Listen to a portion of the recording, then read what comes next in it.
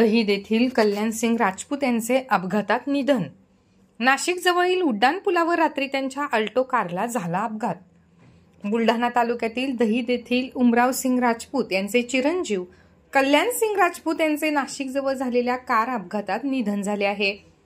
कीटकनाशक वापरासंदर्भात शेतकऱ्यांना मार्गदर्शन करून आपल्या मारुती अल्टो कारने नाशिक येथे परत जात असताना आडगाव जवळील उड्डाणपुलावर रात्री 10:30 वाजण्याच्या दरम्यान त्यांच्या कारचा भीषण अपघात झाला।